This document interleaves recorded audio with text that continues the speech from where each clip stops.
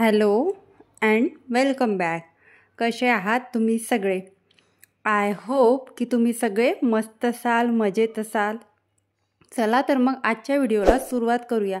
तर आज तुमच्यासोबत मी माझं मॉर्निंगचं रुटीन शेअर करणार आहे. बरेच दिवस झाले मॉर्निंगचं रुटीन काही शेअर केला गेलंच नाही, तर म्हटलं चला मॉर्निंगचं रुटीन आज शेअर करते.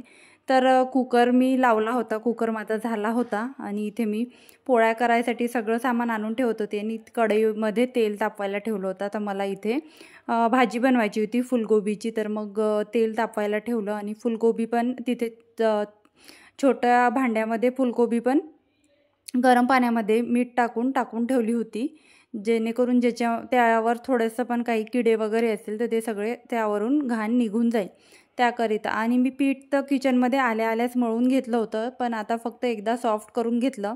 आणि लसूण रात्रीच निसून ठेवते, पण आयत्या वेळेला असा ठेचून घेते खलबत्त्यामध्ये आणि तो भाजीमध्ये सोडते, म्हणजे टेस्ट खूप छान येते त्याची. अशा प्रकारे मग मी फोडणी घालत आहे. जिरे मोहरी आधी घालून घेतलं, नंतर लसूण अद्रकची पेस्ट, नंतर तिखट, हळद आणि काळा मसाला थोडा घालून मग त्यामध्ये टमॅटो टाकलं. टमॅटो टाकल्यानंतर परतून घेतलं आणि झाकण ठेवलं. झाकण ठेवल्यामुळे टोमॅटो सॉफ्ट पण होतो आणि आजूबाजूचा जो एरिया आहे टाईल्स वगैरे ती पण खराब होत नाही. नंतर त्यामध्ये जी काही फ्लावर गरम पाण्यामध्ये टाकून ठेवली होती, मीठ टाकलं होतं त्यामध्ये थोडं, ती सगळी फ्लावर मी भाजी कढईमध्ये टाकली, म्हणजेच फोडणीमध्ये. नंतर त्यामध्ये फ्लावर टाकल्याबरोबरच मीठ ॲड केलं आणि थोडंसं झाकण ठेवलं. झाकण ठेवल्यानंतर झाकणावर थोडं अशा पद्धतीने पाणी टाकलं, जेणेकरून भाजी छान शिजेल आणि तेच पाणी मला भाजीमध्ये टाकायला वापरता येईल, म्हणजे दुसरं पाणी पण गरम करण्याची आवश्यकता पडणार नाही. कुकर माझा झाला होता. आता मला पोळ्या करायच्या होत्या, तर कढई मधल्या गॅसवर ट्रान्सफर करून घेतली आणि इथे मी पोळ्या करायला घेत आहे. तर अशा पद्धतीने माझं सकाळचं रुटीन चालत असते, म्हणजेच मला बॅक टू बॅक कामं असतात. सकाळी चहा, नाश्ता, स्वयंपाक वगैरे सगळं होतं आणि हृदया अजून झोपली होती. बऱ्याच ताईंच्या म्हणजे कमेंट्स येतात की हृदयाचं रुटीन दाखव, पण हृदयाचं कसं सकाळी उठल्यावर थोडी चिडचिड चालते आणि दुपारी उठल्यावर पण चिडचिड चालते आणि तिचं कसं सध्याच तिचं मूडी काम आहे, ती अशी दिसते तेवढी शांत नाही आहे, थोडा त्रासच देते. तर आपण तिला म्हटलं की चल आपण शूट वगैरे घेऊ, म्हणजे तुमच्या अशासुद्धा कमेंट येतात की हृदयाला पण शूटमध्ये दाखवत जा. तेव्हा तिचा अजिबात मूड नसतं शूटमध्ये यायचं, नाहीतर ती सगळंच करून दाखवेल, सगळंच करेल, सगळ्या ॲक्टिव्हिटी करते. पण जेव्हा तिला म्हटलं की शूटमध्ये आपण शूट करूया, तर तिला सगळं कळतं आणि ती तिचं आपलं जे काही करायचं ते सुरू असतं. तर आता तर ती झोपली होती, म्हणजे ती 8 वाजेपर्यंत झोपते, तोपर्यंत माझं किचनमधलं सगळं आवरून जातं, म्हणजे टिफिन वगैरे सगळा बनवून रेडी होऊन जाते. तर आज ब्रेकफास्टमध्ये हे जे कंद आहे, याला आपण रताळं म्हणतात, कोणी कंद म्हणतात, कोणी हिंदीमध्ये याला शकरकंद असं म्हटलं जाते. तर हे खूप असं हेल्दी ऑप्शन आहे. लहान मुलं जर घरामध्ये असले तर हे आपण देऊ शकतो त्यांना. कधी याला स्वतःचाच असा गोडवा असतो, पण कधी ना थोडे फिक्के असतात, तर त्यामध्ये थोडंसं आपण साखर वगैरे टाकू शकतो किंवा गूळ वगैरे पावडर टाकू शकतो. तर आज मी हृदयाला पण हेच देणार होती आणि मिस्टरांना पण हेच साखरेचे कंद देणार होती. तर उन्हाळ्याचं कसं एकदम ऑइली आणि तिखट खाल्लं म्हणजे जेवण पण हेवी होतं आणि ब्रेकफास्ट पण हेवी झाला, तर असं खूप ॲसिडिटी झाल्यासारखं होतं. तर त्यामुळे मग असे आपण नाश्त्याचे ऑप्शन करूच शकतो. नंतर चहा ठेवला. चहा आम्ही काळाच घेतो आणि माझा नाश्ता बाकी होता, माझ्यासाठी मस्त तुपामध्ये थोडीशी ताव्यावर भाजून अशी मी पोळी करत असते, ती मी नाश्त्यात खात असते. तर इथे सगळं माझं झालं होतं. आता मी इथे टिफिन पॅक करत होती. तर त्याकरता मी सर्वात आधी भाजी टाकून घेतली टिफिनमध्ये. नंतर इथे मी पोळ्या टाकत आहे. मिस्टरांना पोळ्या मी 3च देत असते ऑफिसमध्ये, पण 3 देऊ नये म्हणून थोडासा एक तुकडा काढून टाकत असते. तुम्ही पण असं करता का? मला नक्की कमेंटमध्ये सांगा. नंतर सगळंच करत असते मी टिफिनमध्ये, म्हणजे पूर्ण जो मेनू आहे वरण भात भाजी पोळी आणि काही स्वीट वगैरे किंवा काही नमकीन वगैरे असलं ते सुद्धा देत असते, म्हणजे घरात जे अवेलेबल असलं ते मी टिफिनमध्ये देत असते. तर अशा पद्धतीने माझा टिफिन असतो आणि प्रयत्न करते की भरपूर सारा सलाद मी टिफिनमध्ये मिस्टरांना देईल, कारण सलाद खाणं खूप चांगलं असतं हेल्थसाठी. भलेही आपण एक पोळी चपाती कमी खाल्ली तर ठीक, पण सलाद जेवढा आपल्या डाएटमध्ये ॲड करता येईल तर आपण करू शकतो. तर आता मिस्टरांनी गाजर आणले होते, तर त्यांनी गाजर, काकडी आणि आता आंबा असं आमचं सुरू आहे. नाहीतर मग गाजर नाही आणलं तर मग त्यांचं बीट असतं. तर इथे मिस्टर हृदयाला दूध आणि बिस्किट भरवत होते, पण हृदया काही तिचं मूडच नव्हतं, ती काहीच खात नव्हती. आणि असं म्हणजे तिचं रुटीन दाखवायचं म्हटलं की मला तसं टेन्शन येतं की ती खरंच मी रुटीन दाखवायला सुरुवात केली आणि हृदयाने म्हणजे खायसाठी नाही म्हटलं, तिने खाल्लंच नाही तर कसं होईल.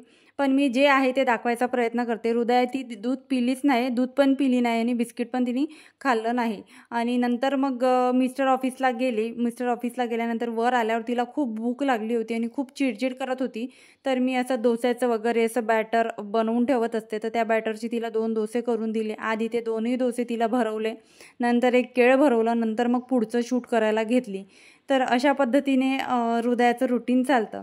तर जे काही होतं बेडरूममध्ये पसारा तो सगळा आवरून घेतला, अंथरूण पांघरून सगळे व्यवस्थित ठेवून दिले. बाकीचा पसारा तसाच असला तरी चालतो, पण बेड जर आपण एकदाचा आवरून व्यवस्थित ठेवला तर खूप सारा घरातला पसारा कमी झाल्यासारखं मला तरी पर्सनली वाटतं. म्हणून मी सर्वात आधी बेड आवरायला घेत असते. तर कधी-कधी काय होतं मिस्टरांचं असतं की तेच बेड सगळं आवरून ठेवतात, सगळं व्यवस्थित करून ठेवतात. पण कधी-कधी ना त्यांचा पण खूप टाईमपास चालतो, ते पण काहीच करत नाही आणि त्यांची पण मला कधीच अशी हेल्प होत नाही कामामध्ये. आता तुम्ही माझे डेलीचे रुटीन ब्लॉग बघतात, माझं एकटीचंच सुरू असतं, म्हणजे त्यांचं वर्किंग अवर्सच एवढे आहे आणि मग ऑफिसमधून आल्यावर पण हृदया त्यांना काहीच करू देत नाही. तर मग हृदया जर उठली तर त्यांना ती काहीच करू देत नसल्यामुळे मग सगळं कामाचं बर्डन मग माझ्यावरच येतं. तर ठीक आहे, हृदयाला ते बघतात, भरवतात वगैरे, तर मग मला कामाचं काही एवढं वाटत नाही. कामं एवढे आवरल्या जातातच, पण तिला खाऊ घालणं खूप महत्त्वाचं आहे. लहान मुलांचं कसं खायचे खूपच प्रॉब्लेम असतात. नंतर मी बेडरूम वगैरे सगळं झाडून घेतलं. मिस्टर जायच्या आधी मी झाडून तरी घेत असते. ॲटलीस्ट झाडून घेते. नाही माझं पोछा करणं झालं तर मी झाडून घेत असते, कारण नंतर झाडत नाही मी मिस्टर वगैरे ऑफिसला गेल्यावर. मग काय करते, एखादी वेळेस लेट जर उठली तर मग मी थांबून जाते. आधी किचन वगैरे आवरून घेते किंवा हृदयाला जे काही भरवायचं असेल ते भरवून घेते. नंतर मग मी झाडू पोछा ही कामं करते. तर इथे मिस्टरांची गाडी आज सुरूच होत नव्हती, म्हणजे 8 दिवस झाले प्रॉब्लेमच सुरू आहे, पण सुट्टी नसल्यामुळे ते काय गाडी सर्व्हिसिंग होतच नाही. आणि हृदयाचं इथे विहिरीमध्ये बघणं सुरू होतं. आम्ही खाली येत असतो रोज असं मिस्टरांना ऑफिसला सोडायला जेव्हा जाते तेव्हा. नंतर मी पार्किंगमध्ये असं खाली रांगोळी काढायचं आहे, तिथे रांगोळी काढून घेतली छोटीशी. नंतर एक फेरफटका गार्डनमध्ये मारला. छान वाटत होतं, प्रसन्न वाटत होतं. म्हणजे सकाळचा एक फेरफटका गार्डनमध्ये असतो छान, म्हणजे स्वतःलाच थोडासा टाईम दिल्यासारखं वाटतं, थोडं निवांत बसते. घरात आल्यानंतर आपल्याला नुसते ते दिसतात ते कामच. मग मी आली घरामध्ये, थोडं हृदयाला पण टाईम देत सगळे कामं आवरले. आणि हृदया आजकाल कंटिन्यू मला शूट पण घेऊ देत नाही आहे, काहीच करू देत नाही. नुसती तू बसून राहा आणि मला काही ना काही थोडं थोडं भरवत राहा. म्हणजे तिला काही ना काही थोडं थोडं करून द्यावं लागतं. म्हणजे चपाती भाजी किंवा भाजी पोळी खाण्याची तिचे खूपच नाटकं असतात. खूप असा प्रयत्न करते मी की भाजी पोळीच तिला देईल, वरण भात. पण मला पण आता असं वाटत आहे, पण ती अशी 1.5 वर्षाची पण झाली नाही आहे आता, की ती 2.5 वर्षाची पण झाली नाही आहे की तिला मी शाळेत टाकून देऊ, प्ले स्कूलला वगैरे. तर असं पण नाही, आणि 3 वर्षाची पण पूर्ण न झाल्यामुळे तिला शाळेत पण कोणी घेत नाही. तर आता तिची ॲडमिशन पण पुढच्या वर्षीच होणार. तर 1 वर्ष तिला ह्या सवयी आता मलाच लावायच्या आहे. मला तर खूप अशी टेन्शन येतं की हिने जर भाजी पोळी वरण भात जेवण असं केलं नाही तर तिच्या शाळेमध्ये जाऊन किती वांदे होणार. म्हणजे शाळेमध्ये स्ट्रिक्ट असं असतं की म्हणजे रोजच असं असतं की वरण भात भाजी पोळीचाच टिफिन शाळेमध्ये आजकाल चालतो. नाश्ता किंवा ब्रेकफास्ट असं चालत नाही. फक्त शनिवारी तुम्ही ब्रेकफास्ट मुलांना देऊ शकता. ते पण चांगल्या सवयी आहे. मुलांना भाजी पोळी खाल्ल्या गेली पाहिजे, त्यासाठी अशा शाळेवाल्यांनी पण स्ट्रिक्ट केलं आहे. मला ही गोष्ट खूप आवडली. तर तोपर्यंत तरी मी हृदयाला सवय लावीन असं मला वाटते, पण तिला काही ना काही बनवून द्यावंच लागतं.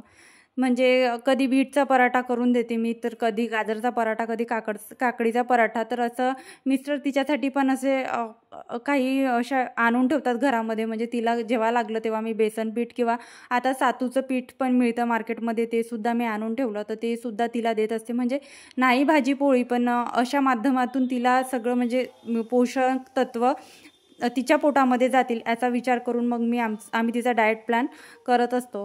आणि त्याचबरोबर मग किचनमध्ये आली, भांडे सगळे धुवून टाकले. थोडं हृदयाची चिडचिड सुरू होती, तिचे पप्पा ऑफिसला गेल्यानंतर. मग काउंटर टॉप पूर्ण क्लीन करून टाकलं. काउंटर टॉप क्लीन केल्यावरच मला आता देवपूजा करायची होती. देवपूजा तिथेच करता येत नाही, म्हणजे तिथे काउंटर टॉप तिथे जागा नसल्यामुळे, म्हणजे देवघर असं वर आहे, तुम्ही बघितलं असेल, मी तुम्हाला बऱ्याच व्हिडिओमध्ये माझं देवघर असं दाखवलं आहे. तर किचन पूर्ण क्लीन करून टाकलं. किचन क्लीन झाल्यानंतर वायपर वगैरे सगळं धुवून टाकलं. अशा पद्धतीची क्लिनिंग माझी तुम्ही बऱ्याचदा माझ्या व्हिडिओमधून बघितलं असेल. तर काल परवाच्या दिवशी मी जो व्हिडिओ टाकला होता, तर त्या व्हिडिओ खाली मला एक कमेंट आली होती की तुला मी ओळखते, आपण एकाच कॉलेजचा आहो, असं माझी मैत्रीण असू शकते ती, पण मी तिला नावावरून ओळखत नाही, पण मी तिला समोरून बघितलं तर मी तिला खरंच ओळखेल, किंवा तिने मला इन्स्टावर वगैरे आम्ही जर भेटलो तर तिला मी खरंच ओळखेल. तर असंच मी तिला कमेंटमध्ये पण सांगितलं होतं. तर तिने कॉलेजचं, एका पर्टिक्युलर कॉलेजचं पण नाव सांगितलं की तू या कॉलेजला होती ना, मी तुला या कॉलेजमध्ये बघितलं, पण मी त्या कॉलेजला नव्हती. पण मी एकाच कॉलेजमधून, म्हणजे 12th नंतर जे पूर्ण माझं शिक्षण आहे ते मी एकाच कॉलेजमधून केलं. म्हणजे 5 वर्ष एकाच कॉलेजमध्ये होती आणि माझं 5 वर्ष एकच ट्युशन होती. मी एकाच सरांकडे पूर्ण ट्युशन माझी गेली. तर होऊ शकते मे बी आम्ही एका कॉलेजच्या नसू, पण आम्ही एका ट्युशनच्या मैत्रिणी, किंवा म्हणजे ट्युशनमध्ये बघितलं तिने असेल की ती माझ्या माहेरातली आहे. तिने मला सांगितलं तू वर्धेची आहे ना, तर तिला मी बोलली की हो, माझं माहेर वर्धेचं आहे आणि तू मला बघितलं असेल, आपण एका ट्युशनमधलं असू शकतो, किंवा आपण कुठेतरी आपण भेटलं असेल, कुठेतरी बघितलं असेल. मला तरी असं स्ट्रॉंग असं वाटत आहे की तिने मला ट्युशनमध्येच बघितलं असेल. ती दुसऱ्या कॉलेजची आहे आणि माझं शिक्षण पूर्ण 5 वर्ष दुसऱ्या कॉलेजमध्ये झालं. म्हणजे 11वी 12वी नंतरचे जे 5 वर्ष आपले असतात, तर मी ते दुसऱ्या कॉलेजमधून माझं पूर्ण एज्युकेशन झालं. तर छान वाटलं. म्हणजे तिने माझे व्हिडिओ बघितले आणि तिने स्वतः सांगितलं मला की मी तुला ओळखते, आपण मैत्रिणीच आहो आणि तुझे व्हिडिओ खूप छान असतात आणि तुझे व्हिडिओ मी बघत असते. तर मला असं खूप छान वाटलं, खूप आनंद झाला की आपल्या मैत्रिणी आपल्याला, म्हणजे स्वतःहून त्यांच्यापर्यंत माझे व्हिडिओ जात आहे आणि त्या मला बघत आहे. खूप छान वाटलं. मी तिला हे सुद्धा सांगितलं की तुझ्या मैत्रिणींपर्यंत माझे व्हिडिओ पाठव, शेअर कर. म्हणजेच ज्या काही आपल्या मैत्रिणी आहेत, ज्या काही आपल्या बॅचमेट्स आहेत, ट्युशनमेट्स आहेत, तिथपर्यंत माझे व्हिडिओ जातील आणि त्यासुद्धा मला ओळखतील. तर अशा पद्धतीने तिला मी सांगितलं आणि खूप छान वाटलं ते कॉन्व्हर्सेशन करून आणि खूप मला आनंदसुद्धा झाला. बघू शकता हृदयाची आज एवढी चिडचिड सुरू होती, खूप जास्त चिडचिड सुरू होती. आंघोळ करून दिली. आंघोळ केल्यानंतर पण तिचं काही ना काही सुरू होतं, बाहेर चल, भूर चल, असंच तिचं सुरू असतं. नंतर म्हटलं तिला चल आपण थोडंसं मेकअप करू. तर मेकअप करायच्या नावाने ती शांत बसली. मग तिला थोडंसं केसांना वगैरे तेल लावून दिला आणि थोडा एक टिका लावून दिला, छानसा भांग काढून दिला. तिला मेकअप करायला खूप जास्त आवडते आणि मला पण ती अशी म्हणते मम्मा मेकअप कर. म्हणजे मी जर मेकअप करायला बसली तर तिला पण सगळं खेळायला बरं, म्हणूनच मी काही जास्त तयार वगैरे होत नाही आणि एकदम सिंपल जेवढं मला राहता येईल तेवढं राहते. कारण हृदयाची खूप नाटकं असतात, नवीन काही दिसलं तर तिला सगळ्या गोष्टी पाहिजे असतात आणि मग तिची पण चिडचिड होते आणि माझी पण. हृदया छान फ्रेश झाली होती, तिची पण तयारी झाली होती आणि सकाळी असे कामं दिसतात की एक झालं की दुसरं, एक झालं की दुसरं. तर म्हटलं चला देवपूजा पण करून घेते. देवपूजेसाठी देव पण मी सगळे काउंटर टॉपवर काढले. काउंटर टॉप पूर्ण क्लीन होतं आणि हृदयाचं सुरू होतं की अभी मैं सब यहाँ पे रख देती हूँ. म्हटलं आताच नको ठेवू, मला मंदिर पुसायचं आहे. तर तिने उचलूनसुद्धा घेतलं आणि तिला हळदी कुंकाचं दिसलं तर तिला हळदी कुंकू लावायला खूप आवडते. तर तिनेच मला हळदी कुंकू लावून मागितलं आणि मग मी मलासुद्धा लावून घेतलं. मला आठवण पण नव्हती की देवपूजा करताना आपण स्वतःला पण थोडं हळदी कुंकू लावलं पाहिजे. तर असं लहान घरात जर मुलं असले ते सुद्धा आपल्याला छोट्या छोट्या गोष्टी शिकवून जातात. मंदिरावर पण बरीचशी धूळ झाली होती आणि आज अक्षय तृतीया होती.